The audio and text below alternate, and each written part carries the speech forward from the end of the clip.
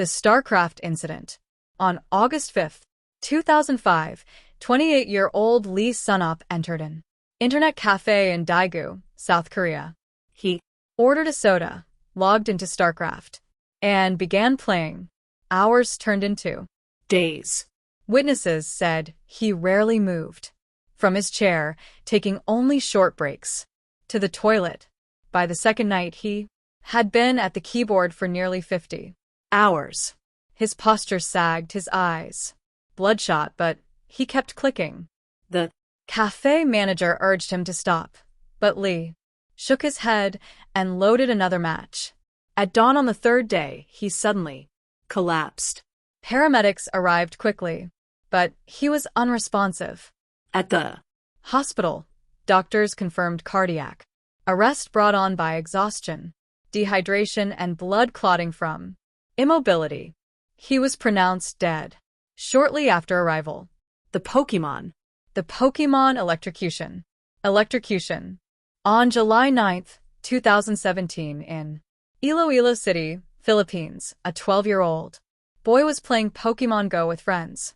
They wandered near a construction site while searching for digital creatures. The boy holding his phone climbed onto a metal structure close to overhead power lines. Witnesses said he lost his balance and reached out for support.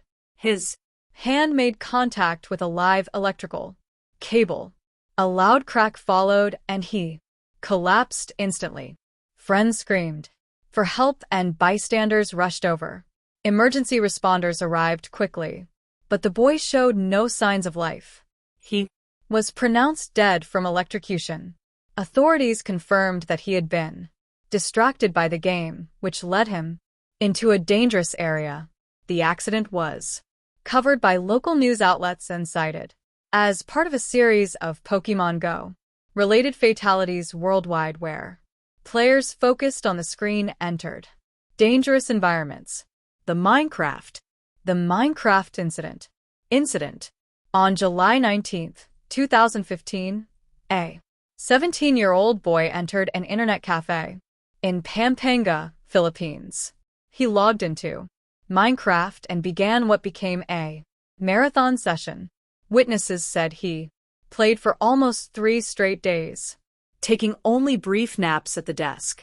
Staff grew concerned when they noticed he had not eaten properly and had barely moved from his chair. On the third day, as he leaned forward to type, his body went limp. He collapsed onto the keyboard and did not get up again. Friends called for help and staff attempted first aid.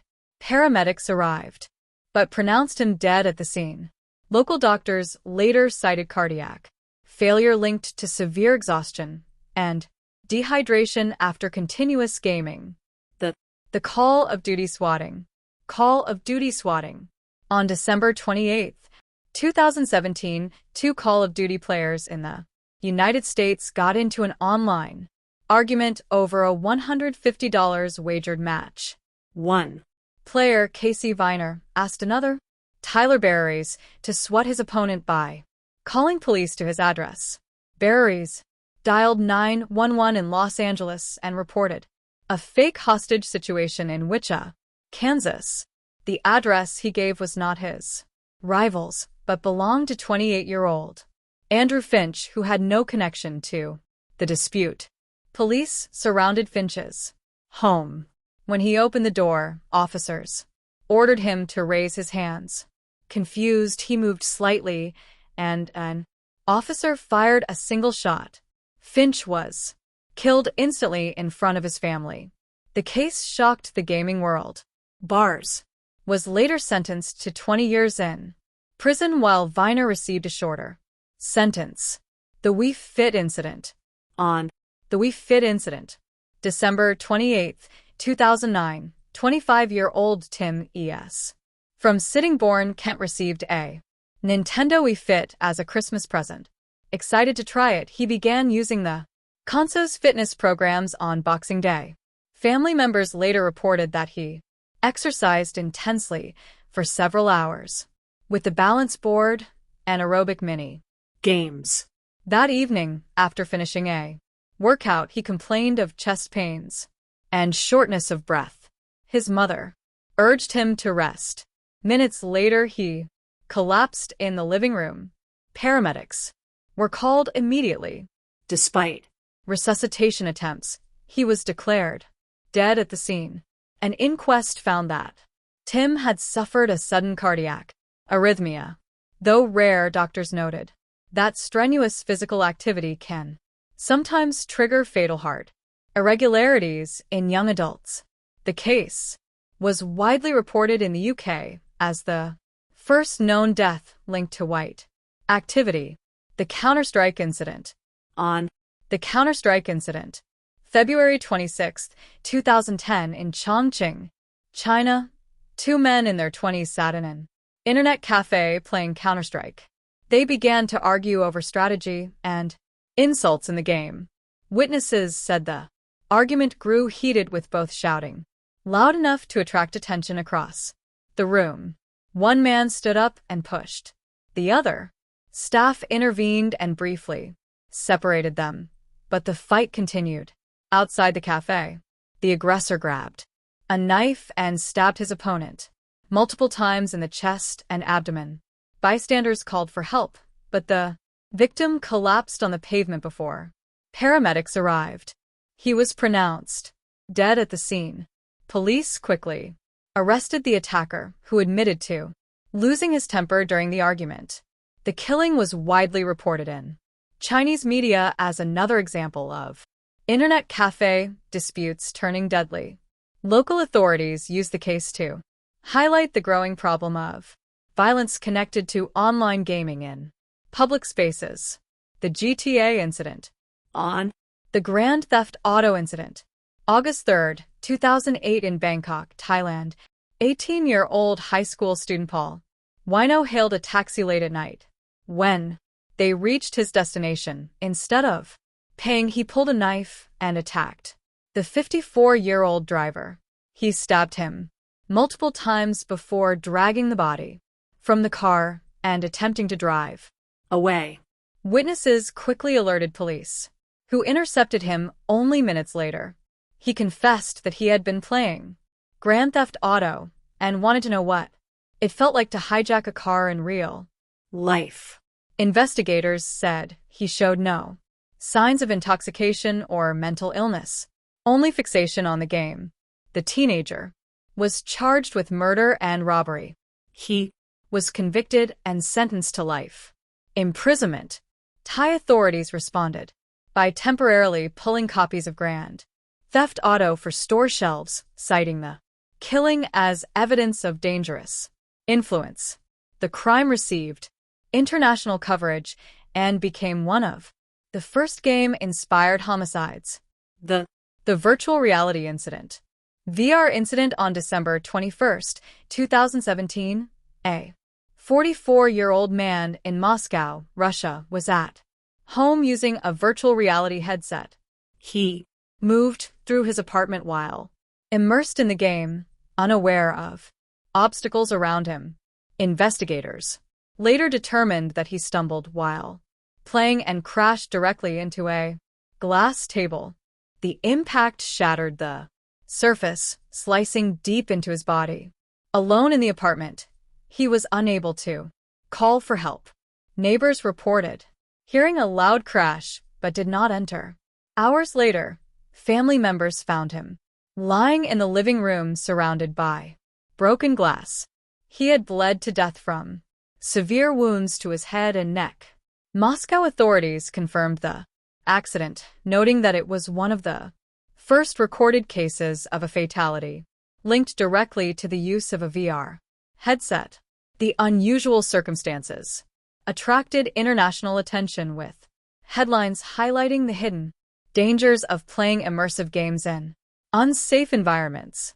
The World of Warcraft incident. Warcraft incident. On February 1, 2007, a 26-year-old man walked into an internet cafe in Guangzhou, China. He sat down, opened World of Warcraft, and began to play. Witnesses later said he barely spoke, only pausing for instant. Noodles or brief toilet breaks. Day 1. Passed, then day 2. He remained in the same seat, eyes fixed on the screen, fingers steady on the mouse. By the third day, his movement slowed. At 10 o'clock a.m., he suddenly slumped forward onto the desk. Other customers thought he had fallen asleep. After several minutes, without motion, staff went to check. They shook his shoulder, but he was limp. An ambulance was called. When paramedics arrived, he showed no pulse. Doctors at the nearest hospital declared him dead, citing cardiac arrest linked to extreme exhaustion and dehydration. After 3 days of continuous gaming, the Halo incident, on October 20th, 2007, in Wellington, Ohio, 16-year-old Daniel Petrick argued with his parents after they confiscated his copy of Halo 3. They had locked the game in a safe, believing he had become dangerously addicted. While they were out, Daniel discovered where the key was hidden and retrieved both the game and his father's pistol. When his parents returned, he confronted them in the living room. He asked them to close their eyes, saying he had a surprise. Instead, he raised the pistol and fired. His mother, Susan, was killed instantly. His father, Mark, was shot in the head, but survived. Daniel attempted to frame his father by placing the gun in his hand. Paramedics arrived quickly and saved him. Daniel was arrested and later sentenced to 23 years to life in prison. The case shocked the United States, raising questions about violent video games and the Pokémon Cliff. Teenage obsession. The Pokémon Cliff. On September 7, 2016, 2 men in Tokushima Prefecture, Japan, were playing Pokémon Go along a coastal path. The mobile game, which used GPS and augmented reality, had become a global sensation only weeks earlier. Players often followed the app into unfamiliar areas while chasing virtual creatures. That afternoon, the men, aged 21 and 22, walked together while staring at their phones. The trail narrowed near a steep drop overlooking the sea. Focused on the screen, they failed to notice the edge. Both fell from a height of more than 65-foot. Emergency responders were called immediately by nearby witnesses. One of the men was found alive, but badly injured. The other was discovered at the base of the cliff, unresponsive. He was declared dead at the hospital a short time later.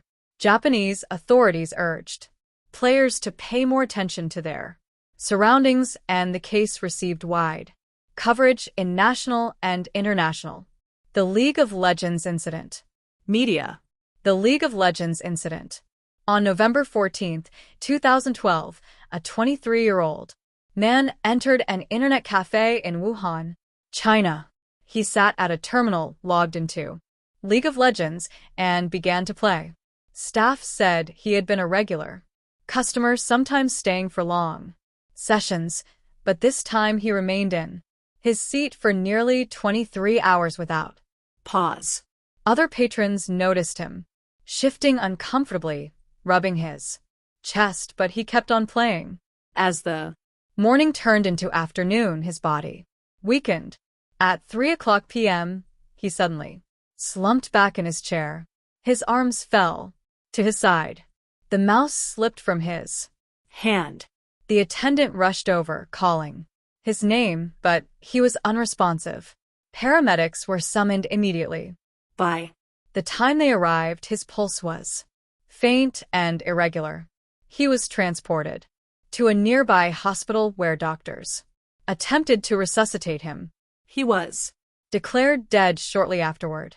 Medical staff attributed the death to cardiac arrest brought on by fatigue, dehydration, and prolonged immobility.